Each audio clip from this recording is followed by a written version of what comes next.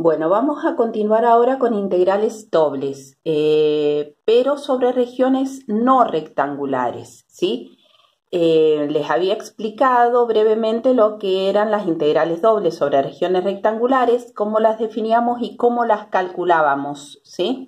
Bueno, en este caso, y cuál era la interpretación, por supuesto, geométrica de las integrales dobles. En este caso, lo que vamos a hacer es calcular integrales dobles sobre regiones no rectangulares, es decir, sobre una región cualquiera. Bueno, lo vamos a dividir en dos partes. En realidad yo lo hago siempre dividido en tres partes. Ya vamos a ver cuál sería la tercera, la que le llamo yo. Pero en realidad son dos tipos de regiones. La región del tipo 1 es aquella que es la que llamo D, en donde está comprendida la región entre dos rectas, que serían las rectas x igual a A y x igual a B, mientras que, y otras dos curvas, que las voy a llamar G1 y G2. Entonces, si yo la expreso a esa región, la X estaría comprendida entre esas dos rectas y la Y estaría comprendida entre esas dos curvas, que van a ser curvas que van a depender de X. Ahora, ¿cómo hago para calcular la integral doble sobre esa región? Es decir, lo que yo necesito es calcular la integral doble sobre esa región de mi función f de x y diferencial de área. Bueno, ¿cómo hago para poder calcular esa integral doble? Bien, a través del teorema de Fubini nosotros llegamos que esa integral la puedo expresar como la integral iterada dada por la integral entre a y b para la x, entre g1 y g2 para la y de la función correspondiente, ¿sí?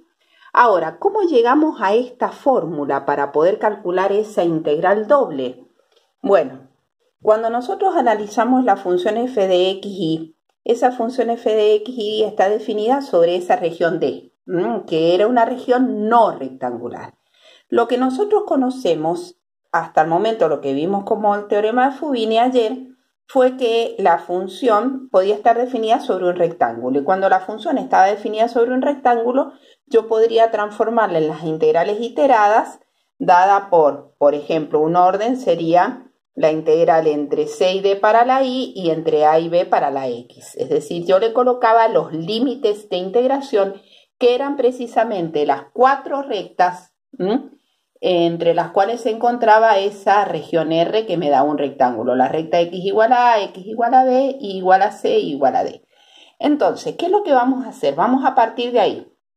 Vamos a definir una función f sobre un rectángulo AB por CD, en donde la región D esté incluida en ese rectángulo. Entonces, ¿qué significa eso? Que vamos a considerar la recta x igual a A, x igual a B, que es esta, ¿sí? Y vamos a considerar la recta y igual a C e y igual a D, ¿sí? Entonces, ese sería nuestro rectángulo, todo este que tenemos acá.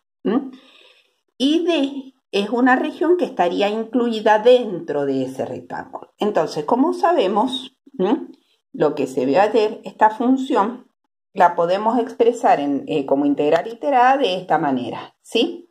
De esta forma. Ahora, ¿de qué manera vamos a definir esa función?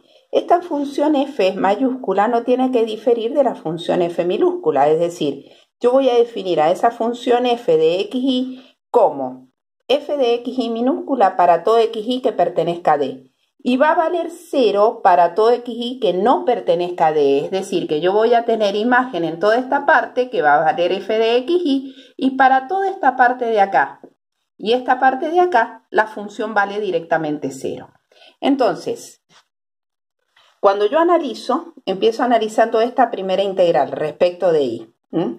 Por propiedad de integrales, que eso lo conocen previamente, yo sé que esta integral entre c y d, yo la podría dividir en tres partes, porque si yo analizo, podría considerar una región que vaya de c hasta g1, la otra de g1 hasta g2 y la última de g2 a d.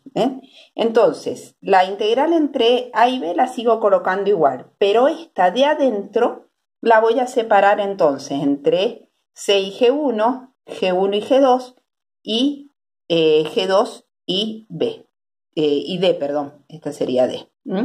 Entonces, si yo considero la forma en que definí esta función f de x y esta parte, aquí la función va a valer 0. ¿Por qué va a valer 0? Porque estoy en esta partecita de acá, en donde precisamente la función vale 0, está fuera de D. Lo mismo que ocurriría en este caso, la función acá también vale 0, porque estaría en esta parte de acá que está fuera de D. Entonces, esta integral entre G1 y G2 es cuando la función vale precisamente f de xy. ¿Por qué? Porque precisamente vale eso cuando el para todo xy que estaría perteneciendo a esta región D. Entonces, esto les da 0, esto les da 0, esto les da f de xy minúscula, por lo tanto nos queda la integral entre a y b para x, entre G1 y G2 para y de f de xy. Y eso es precisamente la integral doble sobre d de la función f de xy diferencial de área. ¿Por qué?